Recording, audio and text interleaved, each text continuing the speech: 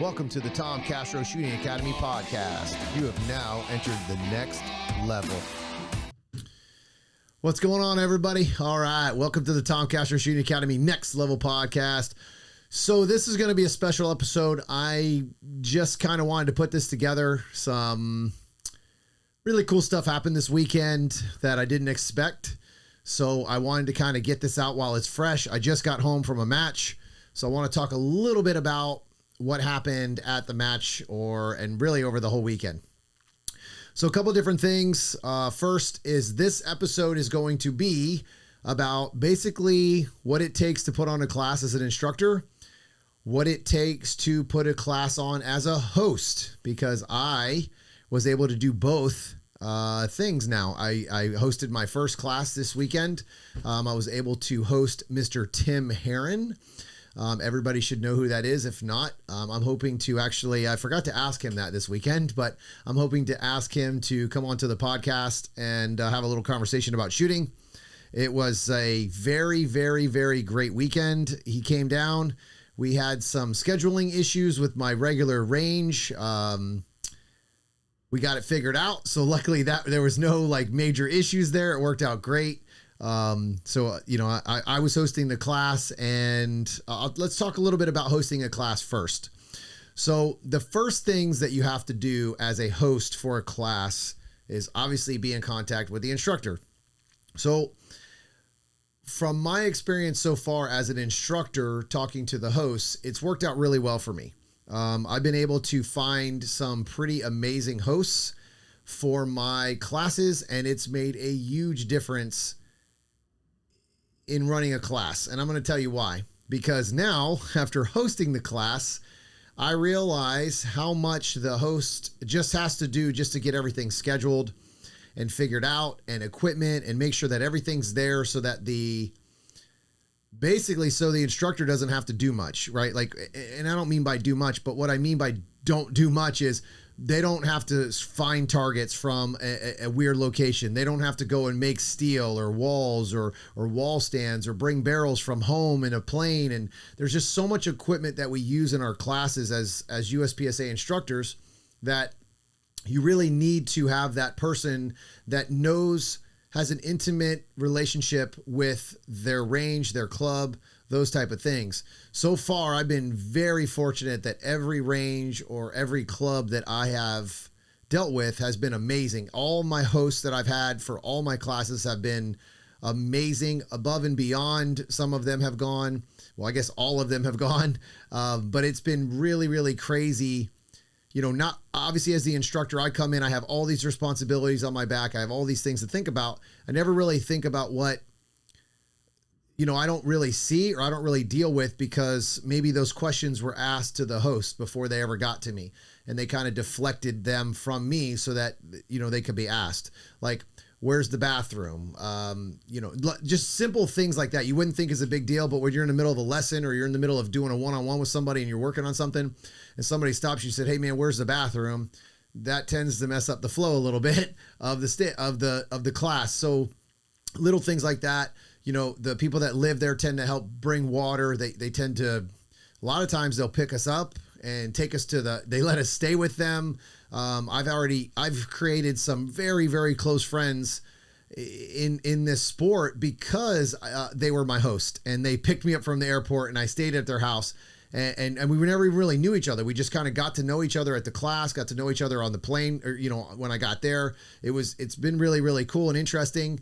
You're obviously taking a chance as a host, you're taking a chance as a coach, but we live in a small community here. So it's not like you're just randomly letting some random dude in your house that you just picked up off the corner. I mean, especially someone like myself, who's kind of always throwing his life out there, who's always on video, probably not planning on going anywhere tomorrow. So it's kind of interesting though, because I don't usually just stay with random strangers, and I'm sure most of these folks don't stay with or bring in random strangers. So it's kind of neat to kind of feel the love from the community and from some of the members of this sport. It's been really, really nice.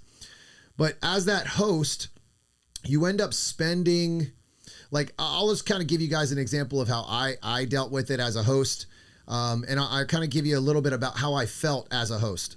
Well, one, I'm in a a very different situation than your average host. I also coach this as a living. I do this as a job.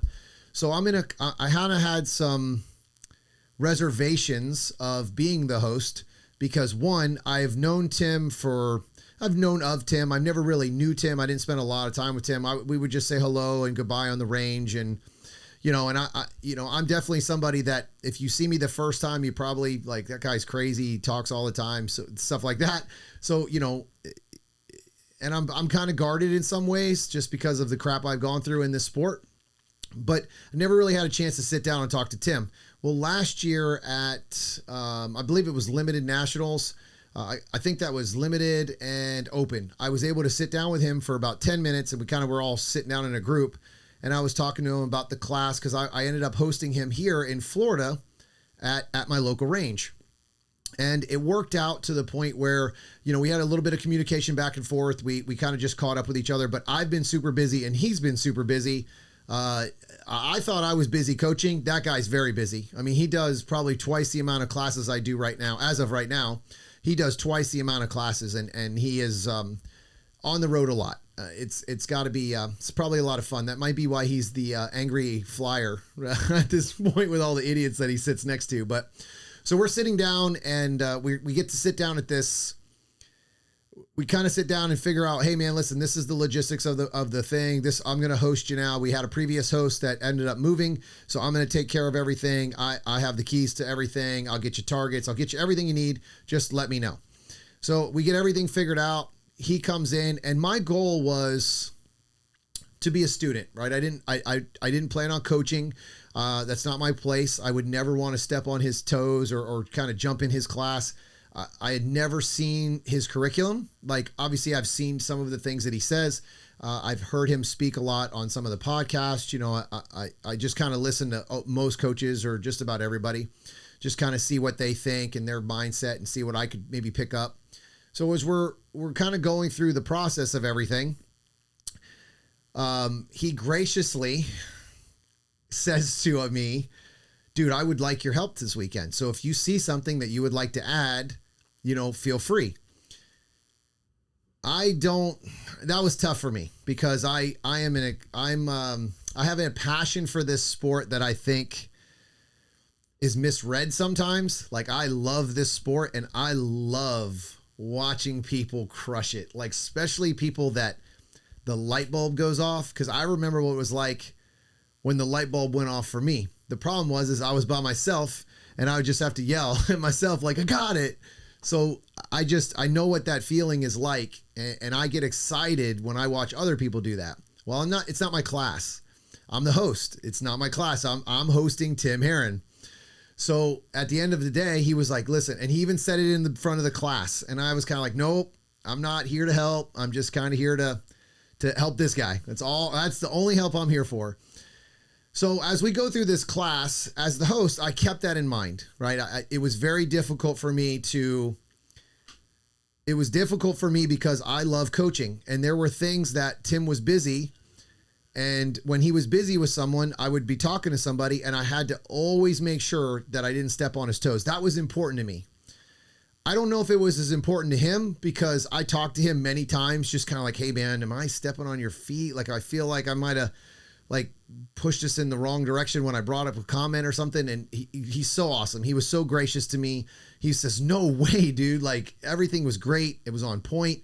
So it was really an odd thing for me because I never want to push in on another coach's class. Obviously it's their class. We agree on a lot of things. I mean, a lot of things. We teach a lot of the same things in different ways.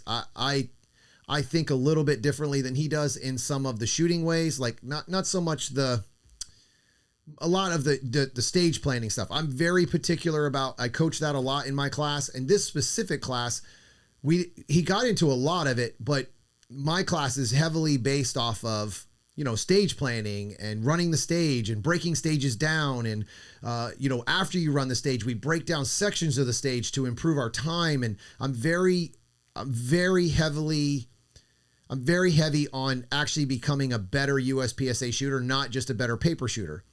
So I gear my stuff a little different. Tim's class is much more based on becoming a better shooter. So I would say he's probably a little more fundamental than I am. Like obviously I go through fundamentals. That's what we do. But his class is, you're going to learn fundamentals. If you don't understand fundamentals when you leave his class, you weren't listening. That's like the number one thing I got out of, especially just day one. Like day one, I walked away and I was like, I have a new understanding of grip, or a different way. I actually tried the way he grips his gun. I hated it. It was terrible for me. Two things. One, it was brand new. It made my hand hurt because I don't grip my gun like that. And that's why I hated it. It was uncomfortable, but I tried it, and I tried it for a whole day and I actually got pretty good results from it, but I just didn't. And then I went back to my old grip at the very end, and I was shooting just the same results. I was shooting just exactly like I normally had been. So I was like, all right, cool. I'm just going to stick with what I have. I like this. It didn't give me enough of a reason to change anything, but what it did give me, okay, now remember, I'm the host and I'm a student at the same time here. So what it did give me, it gave me an opportunity to maybe teach someone who struggles with my style of a grip and his style. So that was really awesome. Because again, all I'm doing is at this point is just trying to stay out of the way and roll with it and just kind of be there for him. And like, I'll give you a couple of examples of things that I did as a host that I know that I made a point not to talk about, but I made a point to do. So he would give a couple of examples on a drill. And every time he was finished that drill, I'd always go back and repaste his target. So it was fresh and clean for him to go shoot it. So that way he didn't have to do it later. He could give any free examples and not have to worry about like picking another target or moving. He always had the same target. So that's something as an instructor, I always try to like pay attention to. I try to pick one target that's mine so it doesn't have everybody else's stuff on it. And I don't confuse, my targets with their targets or whatever.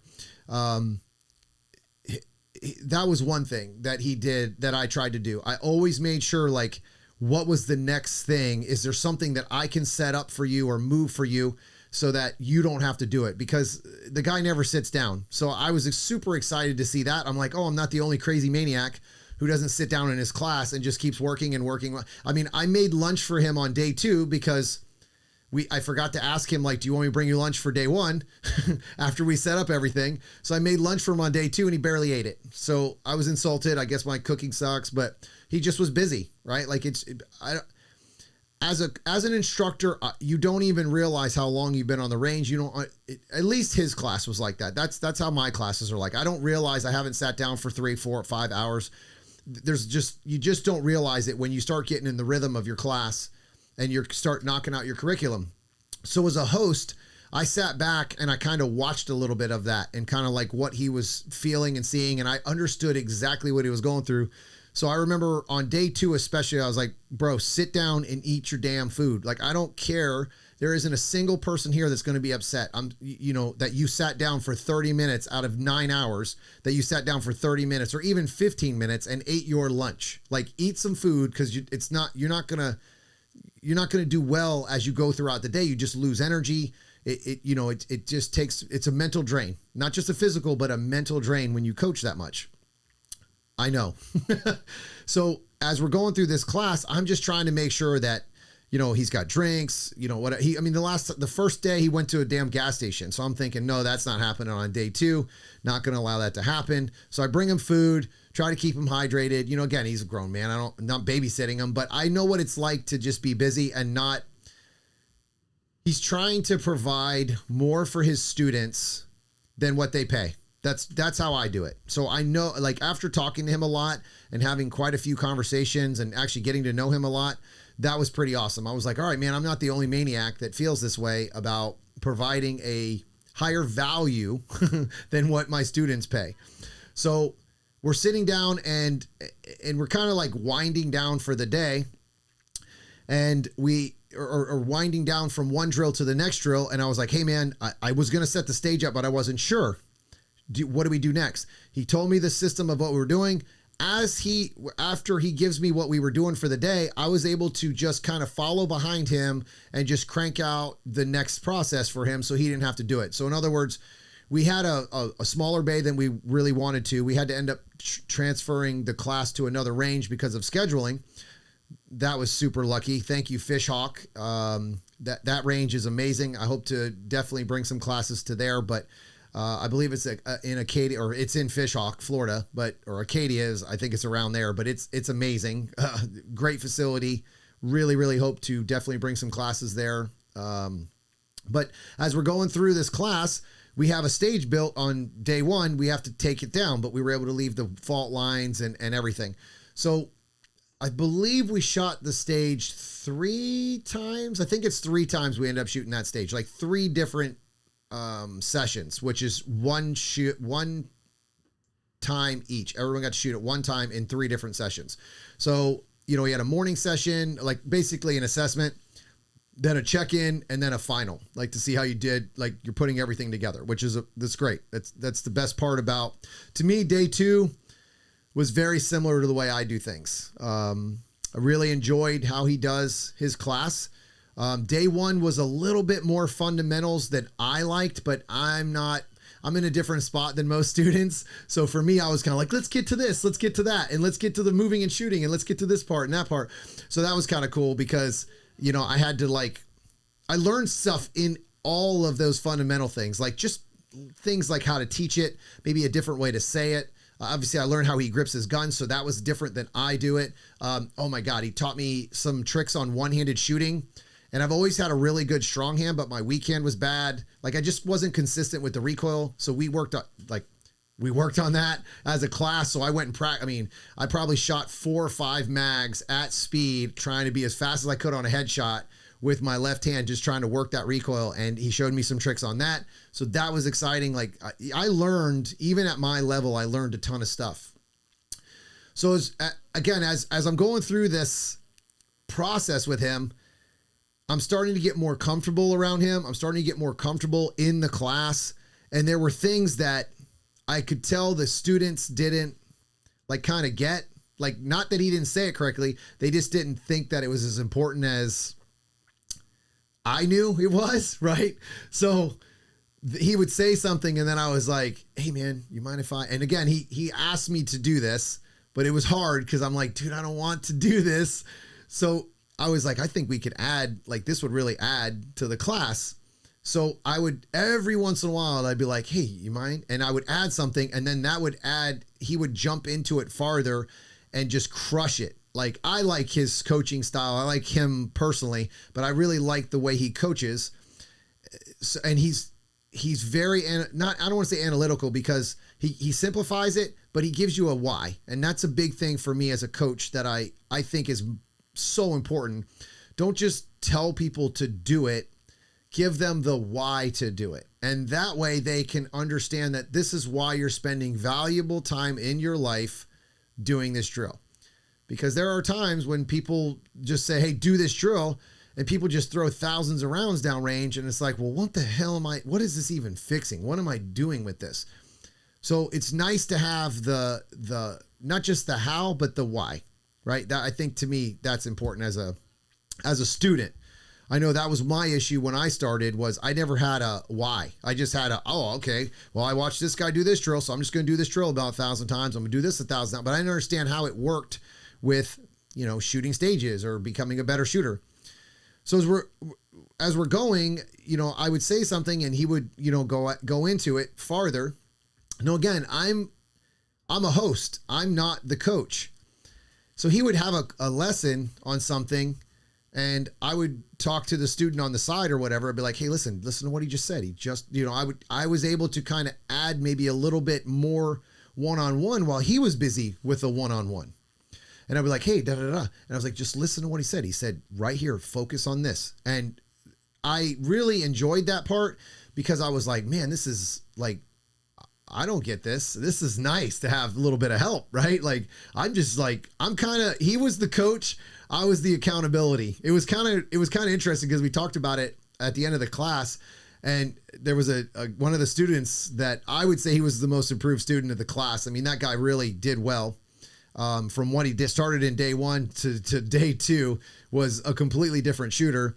And me and Tim were talking to him, and I said, or Tim and I were talking to him, and I said, dude, you're definitely the most improved student. I was like, you crushed it. You murdered it. And he was like, yeah, no. He was like, yeah, well, thanks, man. And I said, no, I didn't do anything. I think even Tim was the one who told him. He goes, no, I coached it. He held you accountable. So, it was kind of interesting how the dynamic worked together. And, it was awesome. I really enjoyed the class. I wanted to do this podcast. Like, I'm literally just got home from the range after a 3-hour drive. So, and we just shot a match, and I wanted to do this podcast just so it was fresh. I enjoyed the class so much that I had to do this podcast so I could get it out of my brain. Cause I was like, I'm just, as you do a class, you should be able to kind of sit back and look at that class or look at the process of the class and understand that there's a plan to follow afterwards.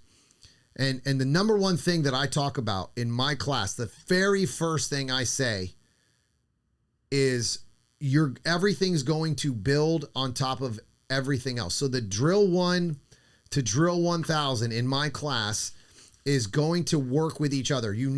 So most of the time I start with my stance. Well, not most time. I always start with stance. It's so important. If you have a bad stance, you're out of balance. You're not going to be able to move in this sport. Not just shooting, but shooting, it affects your shooting as well. If you don't start with that, no matter how good your grip is, if your body's flopping around, then I don't know what to say. I don't know how I can get you to understand that the gun and the body move together. If they move separate, you can't aim it, and you can't consistently aim it, right? So if you control that and you control the body and only the gun moves, then it's the easy thing to find because you're only aiming one thing. If you're trying to aim your body and you're trying to aim your gun, you're not going to be very accurate. Not just accuracy, but inconsistent. You're going to be so inconsistent because your body never moves the same twice, right? If you move half an inch one time, the next time you could move an inch. The time after that could be 3/4 of an inch. It's no difference in the recoil in a gun. If you have a couple of grains of extra powder, the gun might lift just a hair higher. There's something different, right? There's so many little micro movements in our body, and especially with this sport, it's very hard to repeat those micro movements. So you try to make everything just consistent, do the same movements over and over again. It's easy to repeat those. It's easy to understand when something goes wrong because you're like, that doesn't feel right. Even if the damn thing was a dead center A, if it doesn't feel right, you know it because it wasn't the same thing that you've been practicing over and over and over again. So as we're going through this class at the end, he basically does exactly what I do. You build off drill on top of drill, on top of drill, on top of drill, on top of drill, and they all work together. There's never a separation. You don't learn how to shoot the gun on the left side of the match or of the class, and on the right-hand side, they go, hey, listen, now don't worry about that gun part. I just want you to run fast. That's not how it works. Everything works together. So if you can shoot well, you can learn to shoot and move well. If you can move well, you can learn to shoot and shoot well. There's so many different things that combine in this sport. You got to do building blocks, right? You have to do building blocks, and they just work on top of each other. That's why I always start with stance, because what the most things that fail is once people start shooting, they forget about their feet. They forget about their stance. They forget about the fundamentals of how they were standing and cranking out 2 alphas. Then they start running the stage and they're standing sideways. Their angles are all crazy. Again, forgetting the fundamentals, and your stance is 100% a fundamental. So as we finish this class, we go to a match on Sunday. So I want this time, now this part of the podcast, I want to kind of explain a little bit of what it's like to go to be a coach now, right? And have to kind of do this or deal with a class. So there's certain expectations that coaches feel, whether this is true or not to the students, this is what we feel. And I 100% confirm this with Tim. I didn't even have to say a word to him. I could see it. I could see what it's like. I could see what I feel like through him. So I shoot quite a bit in my classes. I give a lot of examples in my classes. I feel that's important. I feel like you should be able to give an example. And if you can't give an example, I don't know. That's just my opinion. I feel like you should be able to give that example on call. You might not be perfect. Don't get me wrong. I mess up all the time in my class. And the reason I do is because I go fast. I do not slow down just to prove that I can do it. I can absolutely slow down and shoot all alphas if I really wanted to. That's not what I do. I want to show you that you can push the speed and still be accurate. All right. That's just me. That's just the way I am. If I want to slow down and get all alphas, I can hunt alphas all day too. But that's not how we shoot in this sport. That's not how you shoot in real life. That's not how you become one of the best grandmasters in the world. These guys that are at the top are very accurate, but they're fast. You can't let that go. That's an important thing. I know people love to say it's not, but you got to go fast. So as we're going through as I'm watching him, you are expected because, well, one, you're the instructor. Number two, you're a grandmaster, one of the best grandmasters, because he is. So you're expected to basically crush it. Well, let me explain a little bit what happens in a class. At least this is what happened in Tim's class, and this is exactly what happens in my class. I do not walk the stage that I build for the class in front of my students because of, well, lots of reasons, and I'll get into that in a second. Tim does not walk the stage in front of his students for reasons. Well, I am a student at this class and I'm going to shoot the stage. So I did not walk the stage properly because I knew what was going to happen. And I'll tell you why I don't walk the stage, guys, or why you don't walk the stage as the coach. You do not want the copycat. You don't want the copy and paste. And what happens is shooters will get a hold of your stage plan and copy and paste it. They don't actually come up with their own stage plan. They don't come up with their own ideas. They just follow what they saw you do. Now, the execution isn't going to be there because they haven't even gone through the class yet. That's not the point. The point is you want to see the shooter at their rawest. You want to see them at what they are as a shooter. And that's always on the first run. The first run will really show you what kind of shooter that shooter is. You'll see if they're falling out of bounds a whole lot. You'll see if they're all maximum speed. You'll see if they're all accuracy based. The first run says it all. It says it all. It really does. You can sit there and watch that shooter on the first run and go, I know exactly where you fail in your matches. I can see exactly where you fail in your practices. If you're a good coach, right? You can see that. So I didn't walk the stage, right? Or if I did walk the stage, I kind of just walked around in a circle, but I didn't really pick a direction, right? I knew I was going to go right to left on the draw, but I didn't take that. I didn't walk the stage a whole lot. And that's on purpose because I knew right away. And there was a couple students there that were watching me. And I was like, nope, not messing up Tim's plan. Because I knew what was going to happen if I did. And Tim was like, yep, I'm not shooting. Because of course they all said, first thing they do is go, Tim, are you shooting first?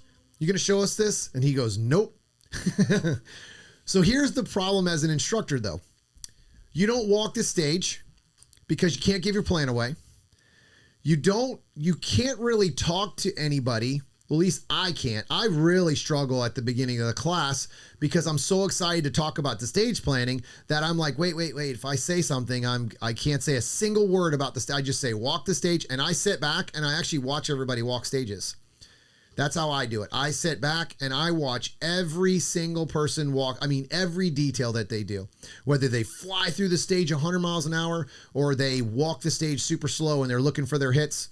I watch every detail and I see everything. I can literally walk by and be like, yeah, you do this. Or do this. I see all of that. I see all the details that they don't look for because I mentally put that in there. That's stuff that I can bring up. That's all learning lessons that you can have as a coach. So when we're walking the stage or when these guys are shooting the stage, Tim's taking notes, right? So I don't take notes. I don't take notes at all because I remember them. Now, I might start taking notes because it was a really good system that he did. He took notes, and it was good because he kind of hit some good points on some of those notes that as the more students you see, the more you might not, catch. There's a lot of things in there that, you can miss if you don't write them down in notes, especially if you have like 10 shooters, which we had 9 shooters, and he actually took notes on me as well, which I didn't expect him to, but it was awesome he did. But again, me being the host, I didn't expect him to. That's not what I wanted. So as we're going through that process, I'm watching, he's taking notes and everything. Well, he never shoots. He never walks the stage. He doesn't do anything, right? He just does his notes and works on the students. So we stop, have a conversation about everything. He starts talking about everything, and he talks about his notes and everything to each individual shooter. So again, a process that takes quite a bit of time. So now Tim hasn't walked the stage. I shot the stage, right? I shot the stage and he took his notes, but I barely walked the stage. So that was an interesting thing because I didn't really know exactly all the details that I normally would if I walked the stage. And I'm sitting there and I'm just like, okay, cool. Like, I guess I didn't really think about it at first. I just thought, all right, cool, I'm done. And then Tim didn't shoot the first run at all. No, I don't think he shot at all on the first day. So he finishes, does his thing. We go into grip, talks about the fundamentals and stuff that, where he starts his class, his curriculum, bang, bang, bang. And then we go into a drill or two, had to take the stage down. Then we put it up again later in the afternoon. I think it was, we shot it again that day. I'm almost certain we shot it that day. If not, we shot it the next day. Well, Tim shot it the next time.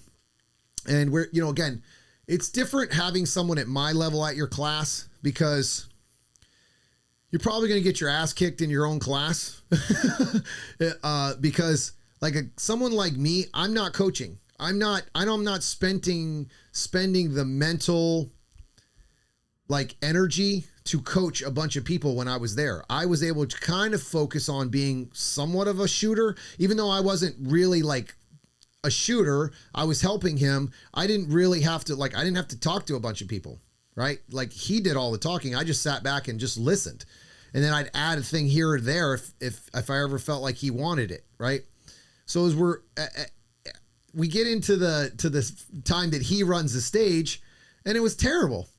And I looked at him and I was like, dude, did you even walk the stage? Did you do anything to at least try to be prepared?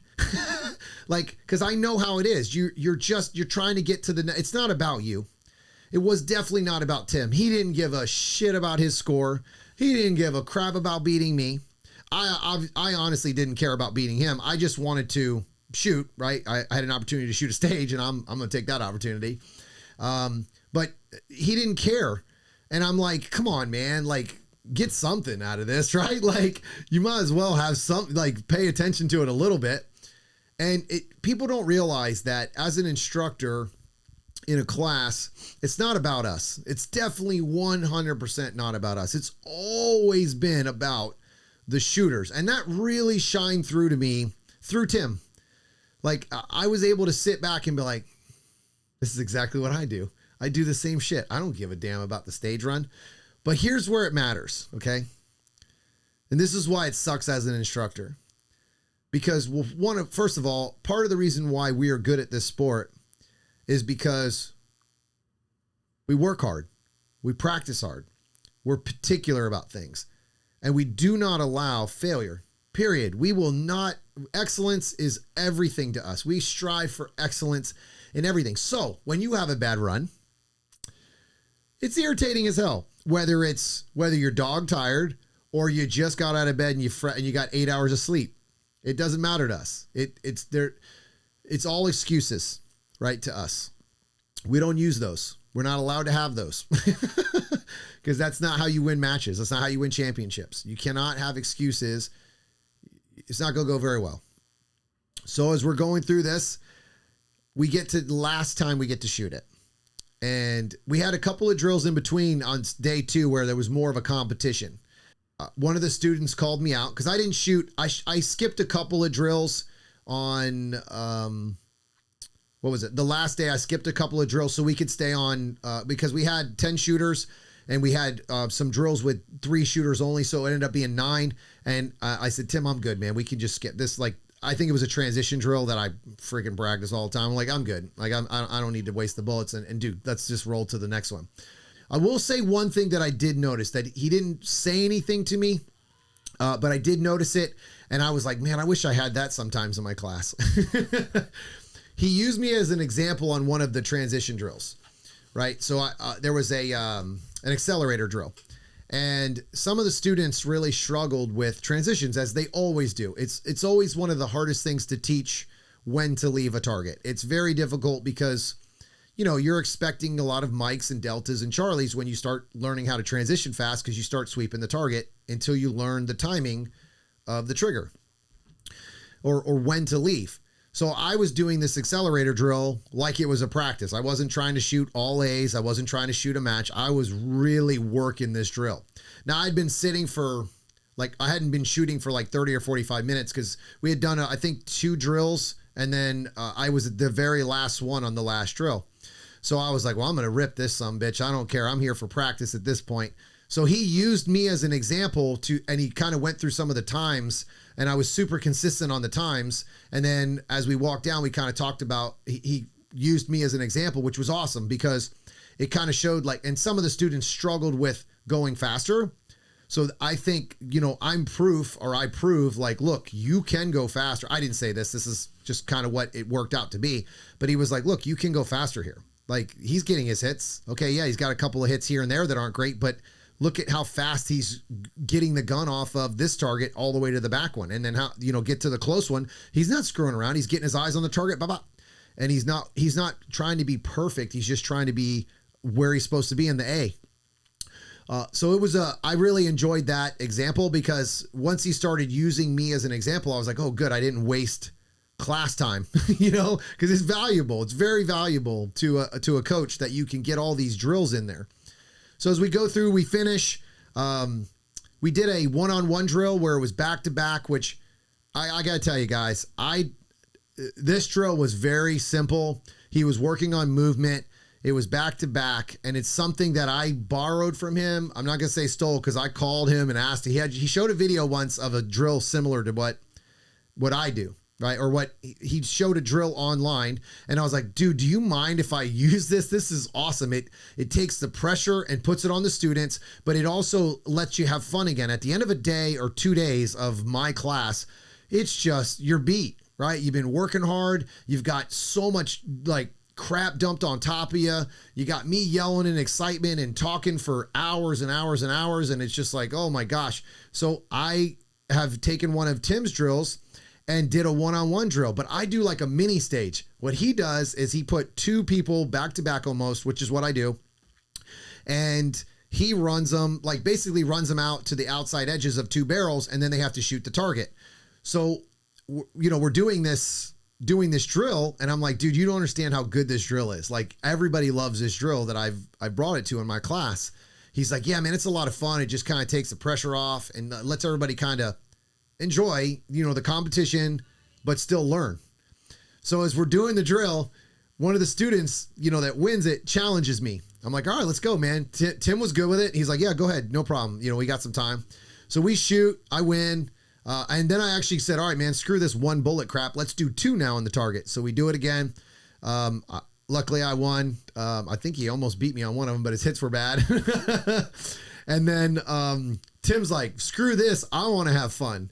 And he beat my ass. It was awesome. I'm like, there you go, man. See what happens when you actually pay attention to shooting for a little bit when it's your turn. So that was kind of cool to get Tim to come back out. And I mean, I'm not happy that he beat me, but you know, it's bullshit. He cheated. So I'm sure he cheated. But there was one run that I didn't even hear his gun go off. I mean, it was like, what? Like, this is how, what? I didn't even shoot yet. It was a lot of fun. And then we ran the stage at the end of the class, and that's my wheelhouse. Like, I really love walking stages and shooting stages. I enjoy that the most out of all the things that I do in this sport. So we're shooting it, and now I don't really care about the time. I don't really care about the score, but I want to shoot it straight up, right? So Tim goes up, actually gets a chance to walk the stage, But the best part of it all was Tim kind of showed two examples of this is controlled, this is crazy, right? And it was pretty awesome because as an instructor, you don't really know what you look like when you're trying to show things like that. And I mean, it really shows the difference in, look, this is an actual real stage run, and this is you just trying to hit home runs all the time. Because you will find students that just constantly try to hit that grand slam that can't control anything. They can't control their gun, can't control their feet, can't control their body movement. Just their reloads are like they're throwing them to the moon. They're just, everything's overly aggressive, not understanding where to be aggressive and where to control it. So we get to shoot that stage a little bit, and I shoot, and I don't know, I guess I was the last shooter. It was dark out. It was getting dark, and I was like, all right, I'm going to shoot one more time. Tim's like, yeah, all right, this is the last run, no problem. I get up and didn't think anything of it, but as soon as I drew the gun, the lights went out. I just started hosing. It was so much fun to just finish a long day. That was our day 2. We were all finished with the class, and just to kind of hose down this stage. I think I ended up with like 11 and 12, 1 Delta. It was like, it definitely wasn't planned. I just kind of like, soon as I drew the gun, I was in the middle of the target. I was like, time to rip. And I think I ended up getting the stage down to like 950. I think the time that was actually good with some good hits was 10 something. So, I mean, I shaved off, and my original run with 2 Charlies was 12. So I shaved off like, 9, 10, 11, 12. I mean, 3 seconds from the first run. I had a higher hit factor with the crazy hits, but I couldn't repeat it. But it was fun. I mean, it was like, I was just running around like a maniac, shooting the stage, but it was just fun. Cause even Tim walked up and he goes, bro, that was pretty awesome. I was like, yeah, well, I can't tell you what the hell I got on anything other than maybe this one over here, but it was just a lot of fun. There was a lot of laughs and jokes during the class. I like to see that. I like that it's not super serious, but it's serious, right? You got to have fun when you're there. This class also had great students. I mean, great students. Everybody was friendly. Everybody laughed and joked around. And he also had a lot of different type of students. They weren't all competition people. I really thought that the way he runs his class was really, really awesome, because it wasn't just an USPSA people. So there was a mix of everybody. I mean, we had a doctor that was, I think he was 70 plus something years old. The guy was amazing. He was so cool. He shot single stack right down Tim's alley. Tim probably liked him the most because he shot the same gun as him. But it was pretty cool to kind of see the levels of shooters. We had one girl who won a certificate from him through a raffle that has never shot USPSA and was able to complete his class and absolutely crushed it. It was really crazy to see the levels of shooters coming in and out of that class. So again, that class was designed for everyone. It was really great. It was nice to see that. It was nice to see that system that he's created really works, and that it is more of a system that's going to get you to the next level, in my opinion. It's not just do this drill, do that drill. You have to have you kind of work off of a base and work your way up. You can't just go in and go, okay, I'm going to work on everything. It doesn't work. But I'm starting to get long-winded here, so I'm going to get off here. I just kind of wanted to talk a little bit about what it's like to be an instructor, to be a host of a class. It's definitely different on both sides. Both of them are a shit ton of work, but it's hard as an instructor to have the energy. I guess I got to finish on this point because I want to finish with the shooting of what it's like to be an instructor, to have to perform. So you start off fresh, you're ready to go, you're excited for the class. You don't shoot. Then you do a couple of drills here and there. All right, cool. I got to shoot a couple of bullets to show it, whatever it is. Then you don't shoot for 45 minutes, 2 hours, 3 hours. Everybody shoots. Then you go up. All right, you show a couple of drills, maybe do a couple of examples. Try not to screw up in front of everybody. Then you go into stage runs. And you're like, all right, guys, this is how you do it. Dropping the mag. You can't shoot. You're hitting bad hits because You haven't shot in 3 hours. You didn't warm up before you started the day. You barely got, you didn't really go to the save table and do your normal warm up. You barely even know what the gun feels like. There's a lot of things as an instructor that, most shooters don't see. And again, this isn't a complaint. This is just kind of give you guys a little insight of what we go through. So here's the worst part about the class when it comes to shooting as an instructor and showing examples. The last stage run. So this class, I think, was it was at least 8 hours a day. I'm going to say it was closer to 9 of actual coaching. But let's not forget, we're there an hour before everybody else setting up.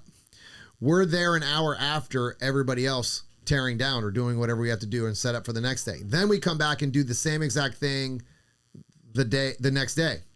But what most people don't know is we showed up the day before the class, which was a Thursday, and had to put everything down, had to build all the stages, had to put all the stands up. That's after he traveled in. I do the same thing. I travel in on the day that I need to build everything, and then I come back the next morning. Most people don't even realize that doesn't just magically happen. We have to put those up usually as instructors because we need specific things. You can't just give usually you can't just give a blueprint and go, here, build this, because it won't be what we're looking for. It won't be exactly what we're trying to challenge skills. That's why we do it. So as an instructor, it's the worst run is the last run because you're exhausted. You can barely move your feet. You can barely think. You've been talking for hours and hours and hours. You barely ate. You barely drank anything. You've been standing in the sun. You rarely don't even sit down as an instructor if you're kind of like us, like me and Tim. Tim didn't sit down at all. I even brought him a chair and he used it for a foot stand. He didn't even freaking sit down even though I offered it to him. Those are the things that most people don't see of what instructors have to go through. Again, none of this is a complaint. This is just kind of an insight of what we're doing. It's just, and again, you can absolutely do any of this and crush all of it if you decide to slow down and just get your hits. I mean, if you decide to not shoot like you normally do, absolutely, you can 100% crush it, knock it out of the park. But at the very end of the day, it takes a lot of mental focus to crush that damn run. So it's just something that we have to go through, and you're trying not to embarrass yourself in front of your students. That's like the ultimate. You're like, I hope these guys don't think I suck after this because it's not going to go well. That's it. That's how it works. It's part of the game. It's what we deal with. And it was funny to see that this weekend because I knew exactly what he was like. He's like, oh man, that sucked. And I'm like, yeah, dude, you're done. It's over. Like, you're tired. It's over. So it's just the way it is. It's the way it works. It's how it is to be a coach and try to perform in front of everybody and instantly just bring it to the forefront that you're ready to crush a run. It's not easy. So it is nice though sometimes as an instructor because you can use it as your own mental practice. You can really use instructing as a practice in many ways. Like obviously you're not there to shoot, but it gets you, mentally focused when you need to be without any real preparation like you should have. But all right, guys, I hope you enjoyed this podcast. I don't know. This might sound like a bunch of jumble and mess in there. I mean, I'm exhausted. It's been 3 days of shooting and I'm really tired, but I just really wanted to get this out there.